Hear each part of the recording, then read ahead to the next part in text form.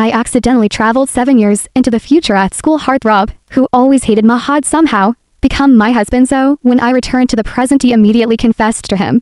But teenage Michael looked at the obvious mark on my neck with cold eyes. Since you already have a boyfriend and come messing with me, was speechless and turned to leave it. He grabbed my hand, this expression broken. Didn't you want me to be your secret companion? Just sweet. Talk me a little and I'll agree. What? Withering this, my mind went completely blank. So Michael was willing to be the other person for love, but I wasn't seeing anyone else. I quickly explained, you've got it wrong.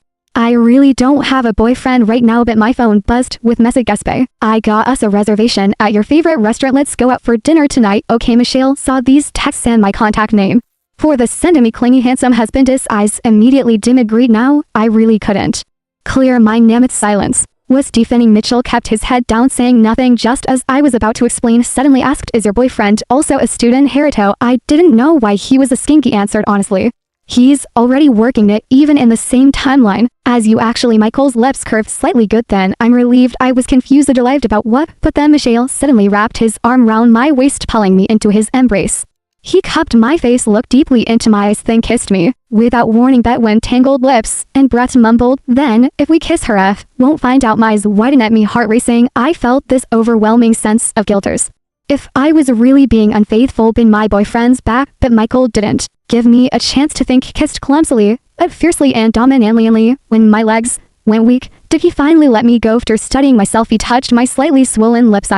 Wait, was Michael always this secretly passionatitious, or his were bright red eyes downcast? Those apologetic. Sorry, it was my first kiss. He didn't control the intensity. While he blinked, seeing my silence. Michael, it dead. This won't affect your date with your boyfriend, right? How'd I drive you there? I shook my head. My lips were swollen and wouldn't go down anytime soon. If I met future Michael for dinner, he definitely noticed. Thinking this, he glanced at him suspiciously.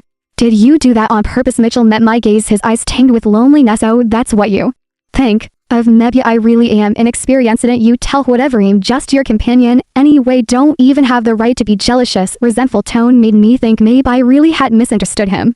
I quickly linked arms with him, coaxing, don't think like that. How about I have dinner with you instead? After all, it's the same person eating with either version. Doesn't matter. He. Michael's expression immediately brightened. I smiled. Okay.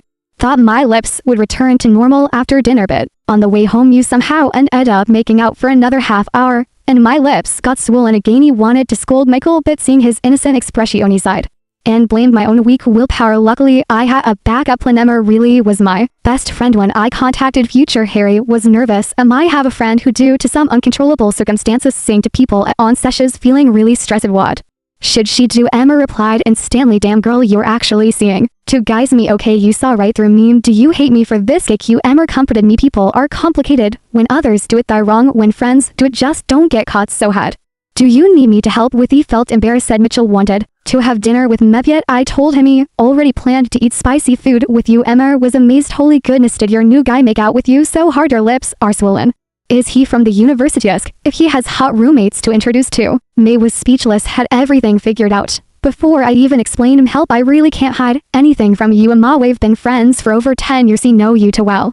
I actually had spicy food yesterday, so I'll post a 9-photo grid on social media and tag you to reassure your husband. Emma, I don't mind helping, just be happy. But watch out for your husband. His intuition is scary strong. Be careful not to get cut. Or call me if you need help, your wingman when necessary. Emma, you're my only sister. Please use my card for everything you buy in the next 6 months. I really want to spend money on you. I'm a rich woman. Bestie, love you. After chatting with him, I realized it was almost 9 p.m. so I cleaned up and headed back to the villa. As soon as I entered the living room, I saw Michael holding a wine glass, drinking alone by the window. His figure looked so lonely. My heart immediately softened. He tiptoed behind him, covered his eyes, and lowered my voice. Guess who caught off guard? Michael lost his grip on the wine glass, spilling most of it on his white shirt. Ignoring the mess, he turned and hugged me tightly. Honey, you finally came home. I patted his back soothingly. After a few minutes, Michael released me, his eyes suddenly focusing on my lips. Before I could react, gently touched my lips with his finger, frowning. Just how spicy was the restaurant? Your lips are even irritated. It breaks my heart to see this, he stammered.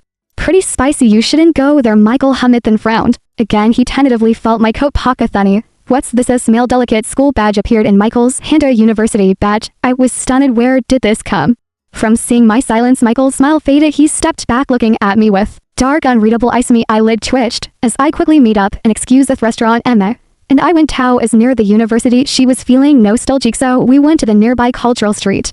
And she bought a badge as a souvenir. She just put it in my pocket after buying it. Just remembered, Michael chuckled softly. You see, I thought my wife was seeing a college boy and he deliberately left his badge as a warning to mezzo scary. You're all like detective us. You all have so many schemes running. Afraid Michael would discover the truth, he stepped forward and hugged him. College boys are nothing special to immature. I prefer mature men like my husband. And has banded you here. I like you really.